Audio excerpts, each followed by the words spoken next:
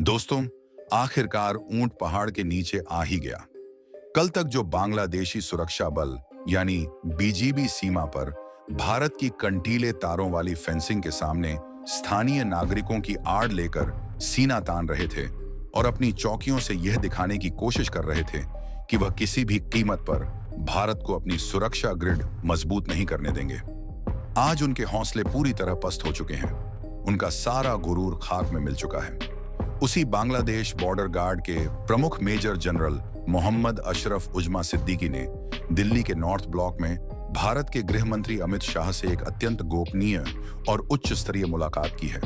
अब आप खुद सोचिए, मौजूदा भू राजनीतिक हालातों के बीच जब किसी पड़ोसी देश का सुरक्षा प्रमुख विशेष विमान से सीधे भारत के गृह मंत्री से मिलने दिल्ली पहुंच जाए, तो जाहिर सी बात है कि पर्दे के पीछे चल रही बात बहुत बड़ी, बहुत गहरी और बेहद संवेदनशील होगी।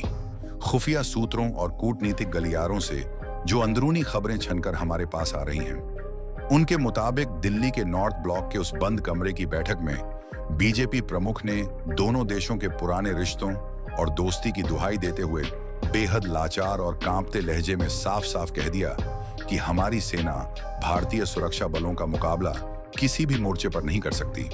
उन्होंने भारत के सामने घुटने टेकते हुए कहा कि आप हमारी सरहदों के करीब से अपने इस फौलादी शिकंजे को थोड़ा ढीला कर लीजिए। हमारी सीमाओं के करीब से सेना का यह सख्त रुख हटा लीजिए। हम बहुत गरीब देश हैं। हम आपका सामना सैन्य या रणनीतिक स्तर पर बिल्कुल नहीं कर सकते।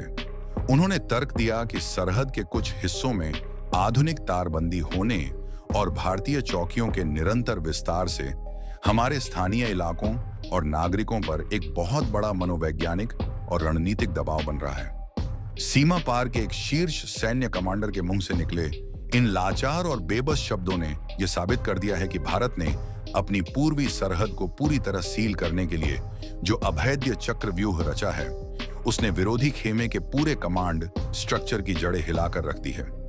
लेकिन दोस्तों, आप सभी तो बहुत अच्छी तरह जानते हैं कि नई दिल्ली के सुरक्षा गलियारों में गृह मंत्री अमित शाह को ऐसे ही आधुनिक युग का चाणक्य नहीं कहा जाता है। उन्होंने दुश्मन के इस भावुक और कूटनीतिक पैंतरे को भांपने में एक सेकंड की भी देरी नहीं की। अमित शाह ने तुरंत अपना रणनीतिक दिमाग घुमाया और बीजेपी प्रमुख को ऑन द स्पॉट एक ऐसा करारा और ऐतिहासिक जवाब दिया कि पूरे बांग्लादेशी प्रतिनिधि मंडल के पैरों तले जमीन खिसक गई।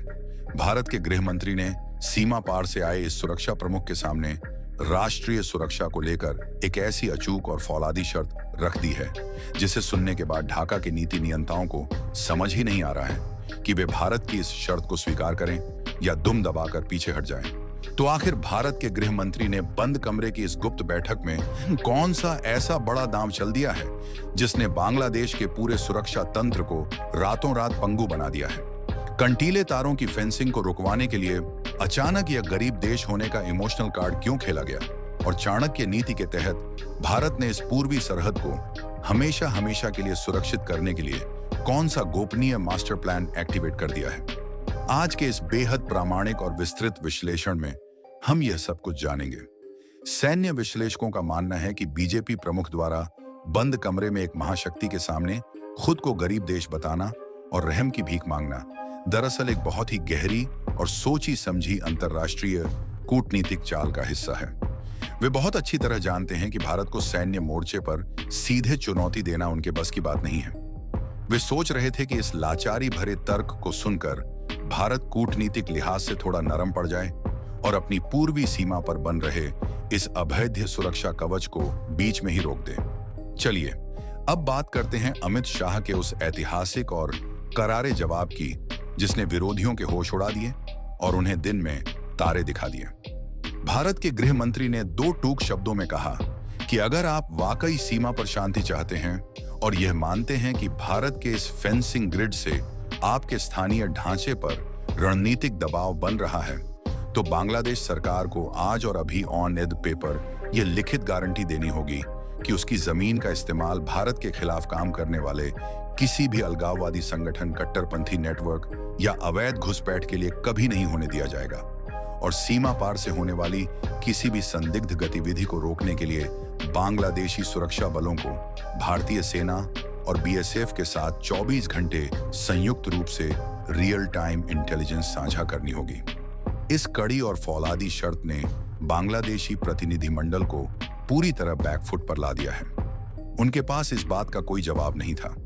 वे बहुत अच्छी तरह समझ गए हैं कि भारत की इस शर्त को स्वीकार करने का सीधा मतलब यह होगा कि बांग्लादेश को अपने भीतर सक्रिय उन सभी भारत विरोधी स्लीपर सेल्स, आतंकी अड्डों और अवैध नेटवर्क को खुद अपने ही हाथों से नष्ट करना होगा, जिन्हें वे अब तक अपनी खुफिया रणनीतियों का मोहरा बनाते आ रहे थे।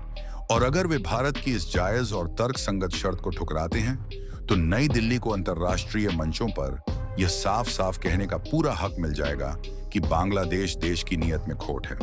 अमित शाह के इस एक कूटनीतिक प्रहार ने विरोधियों की पूरी बिसात को जमीनी और कूटनीतिक दोनों स्तरों पर पूरी तरह पंगु बनाकर रख दिया है। दुश्मन अब ना निगल पा रहा है और ना ही उगल पा रहा है। दोस्तों, दिल्ली के नॉर्थ ब्लॉक में चली इस हाई वोल्टेज कूटनीतिक बैठक और चाणक्य नीति के इस अभूतपूर्व प्रदर्शन ने आज पूरी दुनिया को एक बेहद स्पष्ट और दो टूक संदेश दे दिया है।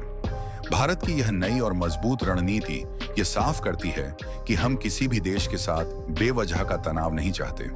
हम शांति प्रिय लोग हैं, लेकिन जब बात भारत माता की सुरक्षा, हमारी अखंडता और हमारी संप्रभु सरहदों की रक्षा की आएगी, तो आज का यह नया और आत्मनिर्भर भारत दुनिया की किसी भी महाशक्ति या किसी भी कूटनीतिक दबाव के सामने झुकने वाला नहीं है।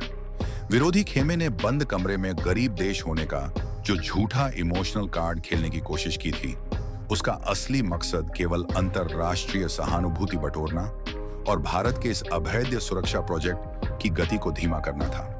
वे बहुत अच्छी तरह जानते हैं कि एक बार अगर भारत ने इस पूरी पूर्वी सरहद को आधुनिक तकनीक और फौलादी खंटीले तारों से पूरी तरह सील कर दिया, तो भारत विरोधी ताकतों के पास मौजूद दशकों पुराना रणनीतिक मोहरा हमेशा हमेशा के लिए दफन हो जाएगा। फिर ना कोई घुसपैठियां आ पाएगा और ना ही कोई अवैध सामान